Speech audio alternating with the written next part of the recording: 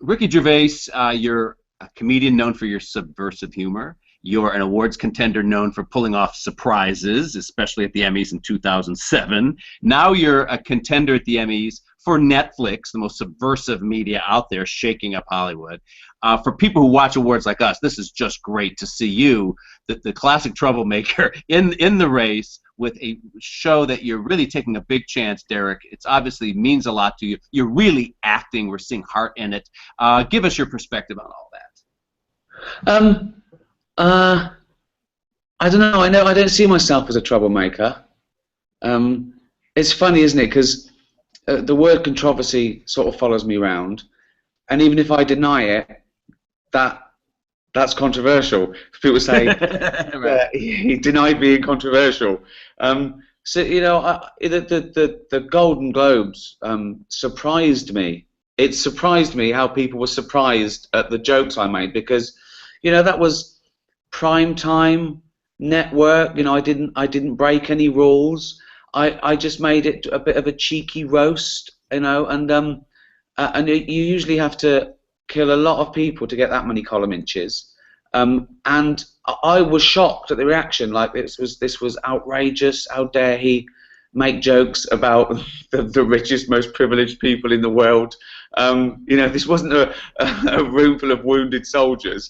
They were up for an award, and also I don't think I said anything that bad. You know, Johnny Depp, does he really worry that I didn't like his film much? You know, no, he doesn't, because he appeared in a show with me.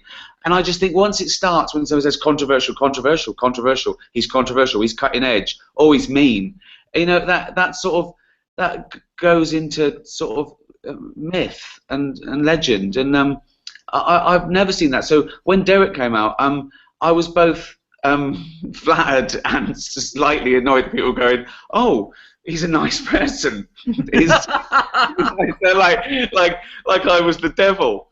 That, you know, this is a trick. This is a trick. He's going to get us to like Derek, and then we're all going to die.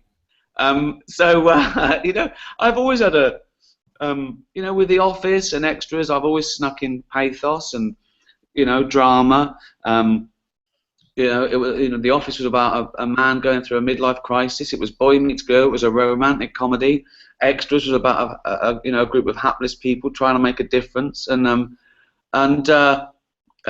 Derek's the same, really. I think the main difference, I suppose, that makes it look like a bit of an odd sitcom, and it is a bit of an odd sitcom because it's more dramatic than the average sitcom, and it's about a group of quirky characters. They're outsiders. It's about the forgotten. So, you know, on paper, it's not archetypal sitcom material, and it's a bit existential. But then so was The Office. But with The Office existentialism, it was about becoming 30 and 40. With Derek, it's about being 80 and 90 and dying. You know, but it's a show about kindness, and I made the characters a little bit odd and you know, forgotten and outsiders and dishevelled and with lots of flaws, because I wanted kindness to come along and trump all of that. And I think the main difference, and there's a lot of similarities. You know, there's always the same sort of themes and style to my work. It's, you know, it's another naturalistic comedy with sort of, you know, lots of realism and pathos and sadness, and you know, but the main difference is the sincerity. You know, with most of my characters, David Brent, Gareth from The Office, you know, we were laughing at the blind spot. We're laughing at the difference between how the characters saw themselves and how we saw them. Well, with Derek, there's a lot less of that. What you see is what you get, and the characters are more sincere, and they look down the lens and they say what they mean. In fact, Derek's one of the themes is that Derek is so honest. You know, he's got no filter. There's no pretension. There's no peer pressure. He says what he likes, and that's another difference, I suppose. You know, in the last few years, and I'm guilty. I'm one of the ringleaders. There's been a lot of comedy of embarrassment, excruciating social faux pas, the minutiae of all our bad bits that we're laughing at, and there's been a huge veil of irony over everything I've done and some other people have done, and I've sort of left that behind. Not because I've changed my mind about anything, because you don't want to do the same thing again, you know. And another difference with Derek is that most of my work, the last sort of 10, 15 years, has been about fame and ego, and that's what's the flawed characters, you know. Whereas these flaws are much more superficial on purpose, because I want, you know, I want it to be what their heart is like, you know, that counts. And I've left that behind. I wanted to get back to normal people. You know, I've always written about what I know. You know, I worked in an office for 10 years and I wrote about it. And then by the time that had finished, I've been in media for 5 years, so I wrote about it in extras. I did a tour called Fame, and I did the Golden Globes. You may remember. And so I wanted to get back to basics. What was really important, that's ordinary people. Ordinary people, you know. And if you look at Derek, on the face of it, it looks a bit odd. But that's because you're not used to seeing realism on TV and in Hollywood. You know, if you walk round the streets, there's a lot more people like Derek and Dougie and Kev and Hannah than how ordinary people are portrayed in Hollywood, played by Brad Pitt and Johnny Depp and George Clooney, these infeasibly beautiful people. So I'm afraid most people look like us. But it's got to be a real challenge for you in terms of this as an acting work, Ricky, because there's a lot that's not in the script, and there are scenes where Derek is just you know, stacking somebody's coins, or he's giving a look of sympathy across the way, and there's something pathetic about him, but yet you make us love him, and all that has to happen sometimes with an eye glance, sometimes with a gesture, and you have to now think very seriously about performance as an actor here, don't you? Yes, and you say it's not scripted, but it sort of is. It's just that you work on it as well, right up to the wire. But most of my things have been about performance. You know, if I'd have just written The Office and sent it off, it would still be in someone's drawer. A man you haven't heard of says a joke, no one laughs, he touches his tie. You know, it doesn't leap off the script. All my stuff is to be performed, you know. I think that there's too many words. So, you know, some things are very overwritten. Some people write things and they write them and they're alone, and they write and write and write and then hand it over to someone else. Whereas it all happens up there in one thing with me. I see it on the TV. And when you're the writer and the director and the producer, it comes as one. It's all mixed in, you know. If you handed me someone else's script, I'd probably struggle and I'd panic and I'd think, now how is this meant to be done? And the only reason I started directing and producing so early was to protect the writing, really. And to protect the writing, you have to know it can be performed. There's so many things you write, and then you do a table reading, you try it out, and it just doesn't work. It doesn't work, particularly with something like a fake documentary. Performance is everything. Just one little loose thing, just one overwritten line, just one infeasibly clever joke, and it comes crashing down, you know. And also I try and create worlds that are a bit slow, you know. Drama is real life with the boring bits taken out. Well, I sort of try and leave them in, because that's what happens. Not everyone in the office makes a great joke and everyone laughs. You know, we know that. You know, sometimes it doesn't go down well and there's an awkward pause. Well, I celebrate those awkward pauses. Same with my stand-up. I celebrate the gasps as much as the laughs and the oohs. You know, I want a reaction, and it's all about reaction. And just because it's called a comedy, it doesn't mean that it just has to be half an hour of jokes. That's so wearing. I feel the same if I go and see a stand-up comic. If he does 100 one-liners, I'm looking at my watch. I want someone to shamble out and tell me they've had a worse day than me. I want them to get their hands dirty with the audience. It's such a privilege to be performing and putting something out there. And so I think the job of a comedian isn't just to make people laugh, it's to make them think as well. And I don't care what emotions you go through. In fact, I'm sort of prouder of the comments I get saying I cried my eyes out, you know, then I laughed a lot. You know, I don't know, and that might be a slight change, but I've always liked it. My favourite things have always been documentary. You know, I look at a documentary, and I'm jealous that I can never write fiction as good as real life. That's my aim, I think. You know, same as art is to try and get close to emulate the beauty of nature. I think the best fiction is to get just halfway towards getting the excitement of real life. Chris?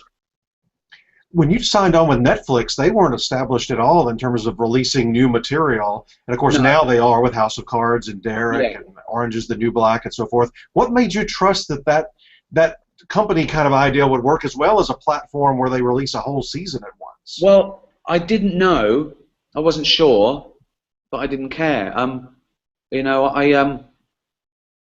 let's first of all, Netflix is amazing, but not because they've changed the genre or the art form. They just pandered to the way people want to watch TV. It was already happening. You know, viewing habits have been changing for 10 years. Okay, the common consciousness went years ago. No longer do people, let's say, we've got to sit down at 9 o'clock and watch this show all together.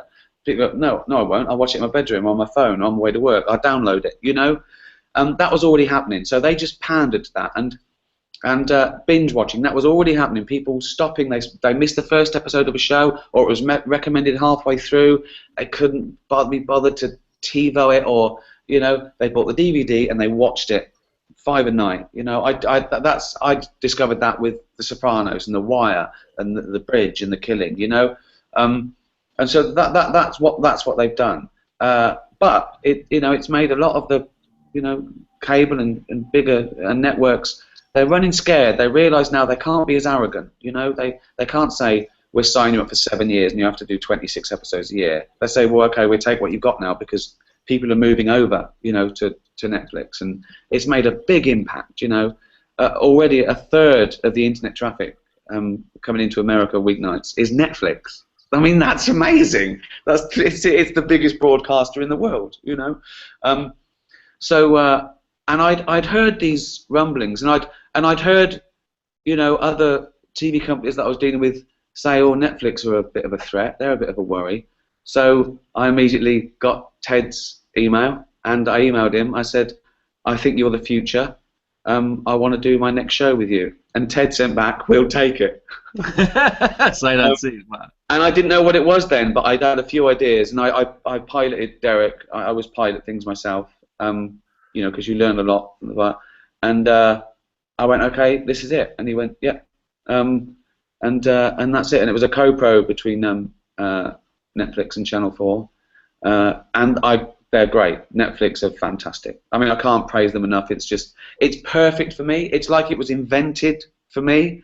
As an artist, even one as art form as low as TV comedy, you want as many people to see your work, but with no compromise. And usually, to get that no compromise, that no interference, I've had to go to fringe channels, Channel 4 in the UK or BBC 2 in the UK. I don't want BBC 1 or ITV1 because the pressure's too high. I don't want to acquire people just because they've watched a soap, and then a lot of them don't, or HBO in the States. I've gone to fringe channels and no complaints. But what you do is not as many people see your show, but that's fine, right?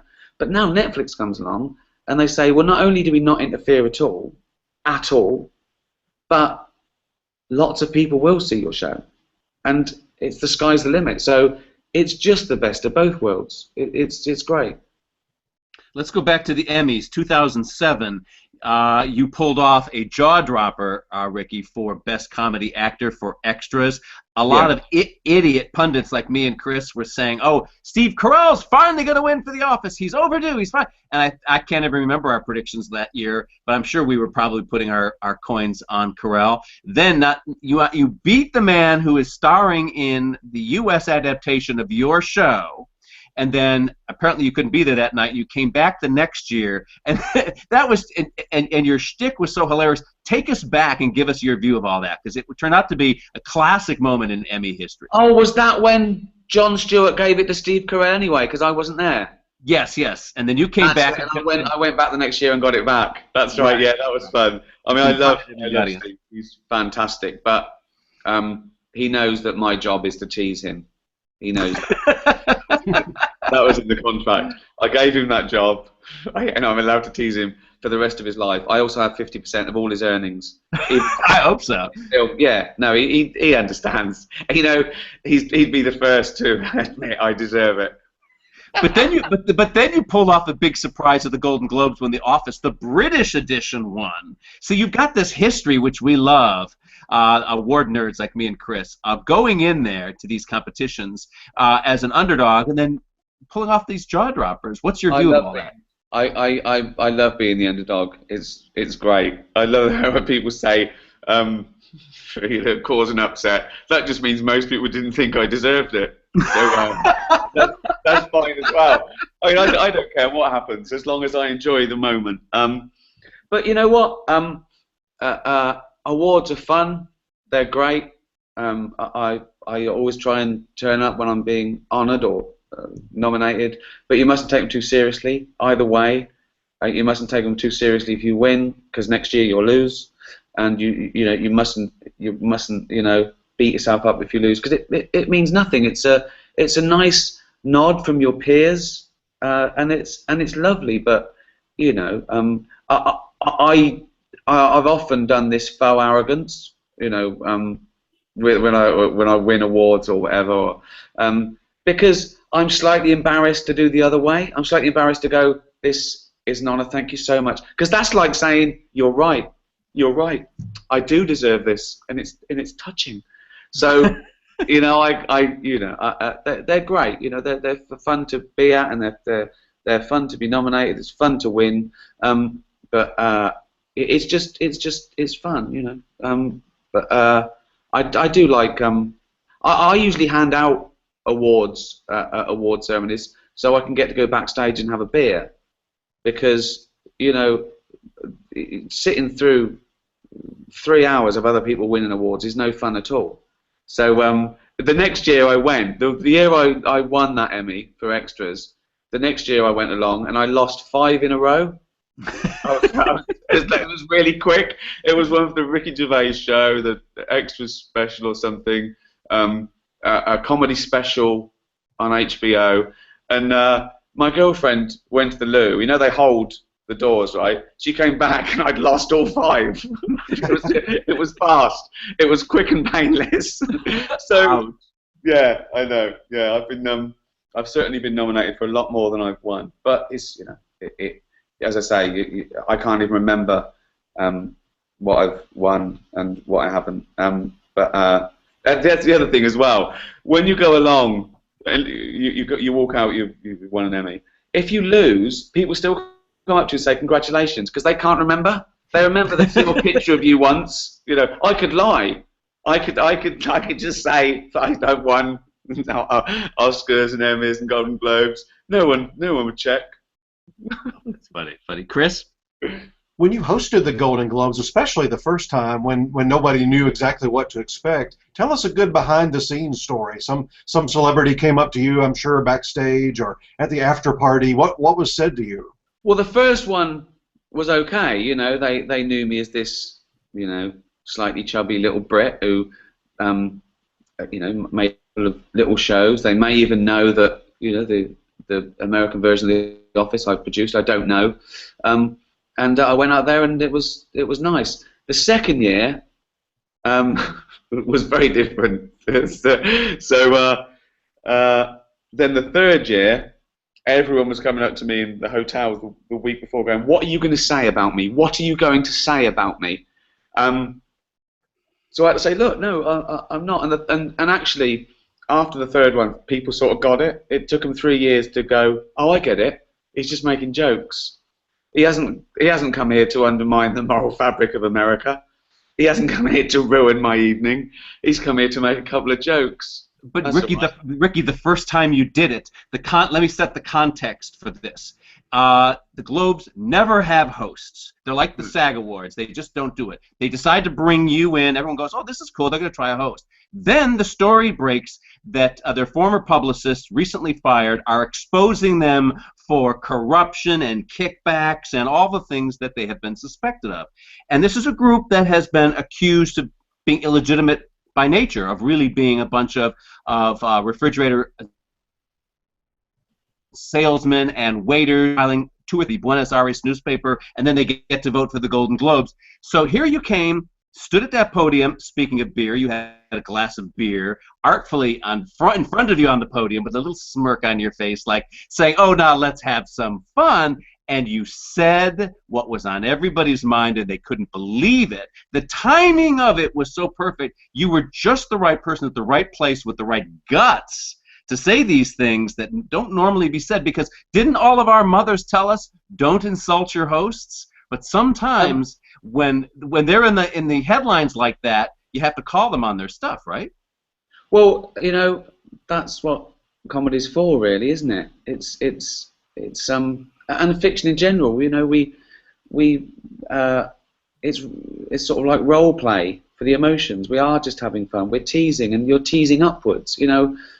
So when I tease the Golden Globes, they're my sort of employers for the evening, or I tease NBC, they're my employer. I think people know that, and it's to their credit that they can accept that. It's, you know, I'm a jester for the evening. You know, I'm teasing the king, and they should, and that's the fun, really. And I made a very conscious decision. You know, I had to be an outsider. I had to be imagine if I'd gone up there and I schmoozed and I told everyone in that room how brilliant they were. You know, how nauseating would that be? And the honest truth is, I am sort of one of them. You know, I am in film and TV, and I get annoyed if my cappuccino's a bit cold, and I get driven round in air-conditioned. You know, we know we're all spoiled. I know how lucky I am, but for that night, I'm on the side of the people at home. There's nothing in it for them. You know, they're not winning an award. Right? They're not a millionaire. Okay, so you can have mutual backslapping all you like, but don't televise it. If you're televising it, you'll say it's entertainment. So it's not a spectator sport, other people winning an award. So I tried to make it one. And I made a conscious decision. Do I pander to the 200 egos in the room or the 200 million people watching at home? No contest. For that evening, I'm one of the guys at home. And that's the only way it can be. It's the only way it can be. Chris? I've got to ask you about this. I'm a huge David Letterman fan. I have been since high school when he started, and he's retiring in a few months. That's why I want to ask this question. He meant a whole lot to your career here in America, didn't he? Yeah, he did. What did he do for you to tell other people, and what has made him special as a talk show host? Why has he succeeded? First of all, he's the best around, best of a generation. He took over from those, you know, other guys and ran with it, and he's the king, and he's the kingmaker. You know, he's great. He's iconic as well. That show is iconic, and so I put out The Office on BBC America. It does well. I think it was their highest rated show with like 1 million. You know, so there's 200 and something million Americans who haven't heard of me. I win a couple of Golden Globes. A few more people heard me, but you know, they might TiVo it. You know, and then Letterman sees the show. Now, he apparently had shingles, and he was bedridden, and he got loads of DVDs, and one of them was the English version of The Office, and he watched it. He watched all 12. And apparently he booked me himself, so there was already a lovely connection, and you know, I teased him about that. I said, so you were too ill to turn over, weren't you? You were just too weak to turn it off. That's why you watched all of it. Right? And then that's where it all started, and I think I did my 25th appearance last year. But it's meant so much, you know. And once you get Letterman, and then it sort of all took off, you know. And I enjoy doing chat shows because you're sort of there to plug stuff, but usually that doesn't happen. I usually go out there and talk about anything. I feel like I'm still going to work in a way. I try and you know, perform, give the audience again. if you just go on there and tell them how good your program is, that's not entertaining. They're going to make their own minds up. You don't go out there and spend your 10 minutes telling them why they should watch this show. No, entertain them. You've got 10 minutes. You've got 10 minutes. You're already on telly. Entertain them. Make some jokes. So I love that, and I love the opportunity. And he's fantastic. He's brilliant. You know, he's not the only chat show I do and love. You know, I've loved them all. I think the guys coming up are fantastic as well. Jon Stewart, one of the cleverest men in America. Conan's amazing. You know, Craig Ferguson I did for the first time. I'm doing him again next week. Jimmy Fallon, who's obviously huge now. He's the, you know, they're great. I enjoy everyone's got, you know, something, and it's, again, I look at it as a great opportunity. You know, you've got this platform to say anything you want. You better use it, and that's what sort of drives my career, really. I still think of it as a privilege, but I got there by doing my own thing and not trying to second guess people, and not doing it by committee, and not trying to make it safe and homogenized. So I'll keep doing exactly what I want. And you know, there is a little impish side of a comedian. You don't want to be safe. And I have arguments. This one goes, go on, say it. And this one goes, no, you better not. This one goes, go on, it'll be all right. This one goes, no, they might hate it. And this one goes, well, okay, we've got to see now. We've got to see. We've got to test it. And this one wins. You know, but what's the worst that can happen? Some people don't like you. They gasp. They you know, scream for your head on a stick. Who cares? Who cares? You know, they're fun. It's jokes. It's entertainment. Ricky, we'll sign off now. Good luck to you at the Emmys. The show is certainly worthy. It's in a great place on a great network, and it'll be interesting to see how you go. Thank you very much. Cheers. Thank you. Thank you. Bye bye.